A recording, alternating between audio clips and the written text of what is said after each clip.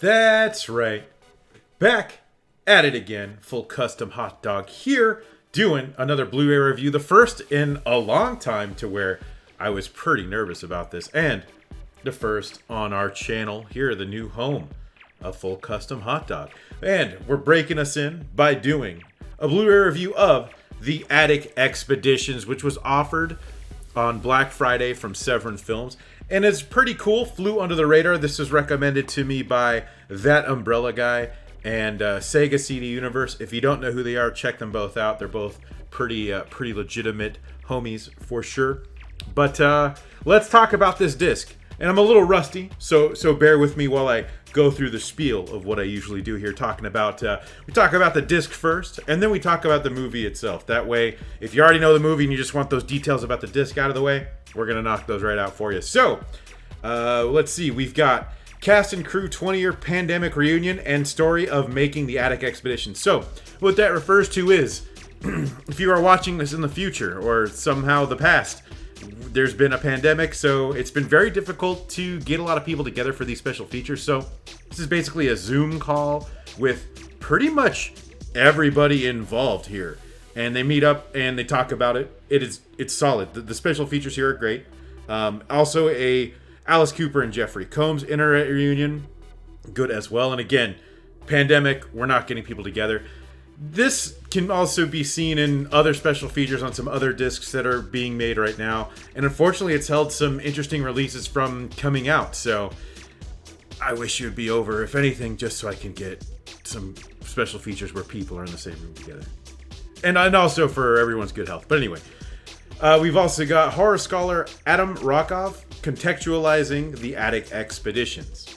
Again, just sort of talking about the film, its impact, what it is, and that's pretty intriguing as well. Not a ton of special features on this disc. It does come with the CD soundtrack. Oh, you make dope beats? Which some people seem to really like. Not really for me. But what special features that are on here, I do like. No commentary, which is a bummer. But the initial, that 20-year reunion is pretty good and kind of makes up for the lack of commentary. I always love commentaries, and I always want commentaries, but I do like what we do have here. So I give it a B+. It's a very solid release of a pretty obscure movie. I remember seeing one of the covers frequently somewhere. I can't remember where. Never renting it because it didn't look like it really appealed to me.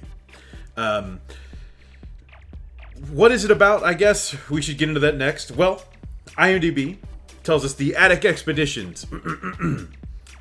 Trevor is a young man who has been sentenced to a long stay in a mental hospital after brutally killing his girlfriend. Oh god, I read that wrong. Trevor is a young man who has been sentenced to a long stay in a mental hospital after brutally killing his girlfriend. However, the longer Trevor is in stir... doesn't sound right. However, the longer Trevor is in stir, the more he wonders if the murder ever really happened, or if it's all just a horrible fantasy implanted in his brain by Dr. Eck, the sinister director of the asylum. So, this is kind of one of those movies where you're going to be saying, is he crazy? Is he not crazy?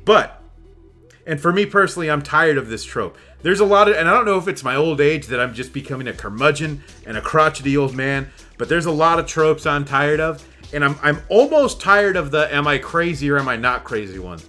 But it's great when I watch those because I feel like enough people have been sick of those to where they're good at giving you a good twist. And granted, this movie's from 2001, but I had seen Unsane, I think, within the last year. That was one of the same type of movies. Are they crazy? Are they not crazy? And then the ending made me go, okay, I'm satisfied. I'm rarely satisfied with those, though. Attic Expeditions puts a great twist on that, where I really like what it does, to where the story is multi-tiered. And the way it's told is so bizarrely out of order that it benefits from second and third watches in the best way possible. Not necessarily in a way of like Donnie Darko, where you have to kind of rewatch Donnie Darko to know what you just experienced. But it really fills in the blanks on multiple rewatches, and everything just kind of makes more sense. I've watched this like 3 times already, and that's not even a complaint. Visually, there's some great visuals in this film. It's very abstract. Some of the dialogue is a little ham-fisted, but I do like a lot of it. You've got a great cast, and speaking of dialogue, Seth Green really shines. Again, this is 2001. This is early Seth Green, and he delivers a 5-page monologue about paranoia. Apparently that was painstakingly rehearsed and choreographed, and that's actually one of my favorite parts in the film.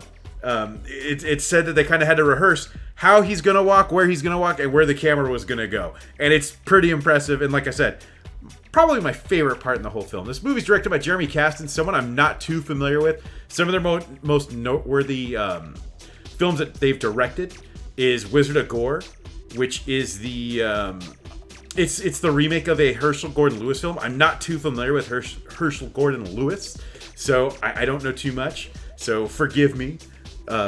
And also had a segment in the Theater Bazaar, but has done a ton of editing work. He's just done a ton of work in Hollywood. Initially, this was written to be Witchcraft 4. If you don't know what Witchcraft is, it's an incredibly long series of films. There's 16 now. And originally this was going to be part 4, and then they kind of realized, no. This script is too good. We need to not let this be Witchcraft 4.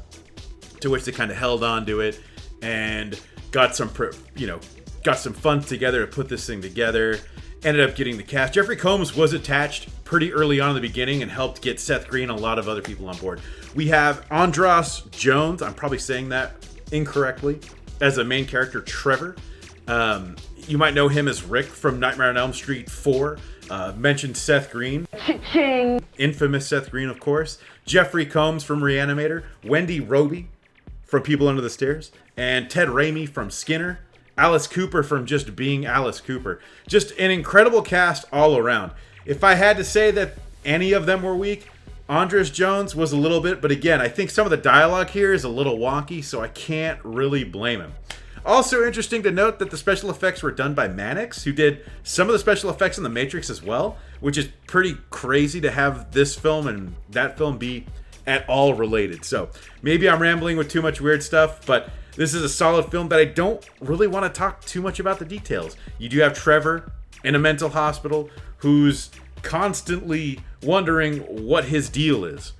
And again, like I mentioned earlier, is he crazy? Is he not? And you go on that journey with him, and it's a fun trip between layers of quote-unquote reality. Is it real? I don't know. You tell me.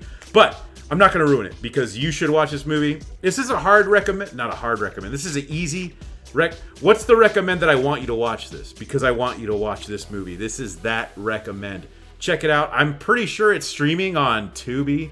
Let's see. Hold on. It's streaming somewhere. Yes, it is on Tubi. So, go and check it out. Tubi's free anyway. What do you got to lose? Time.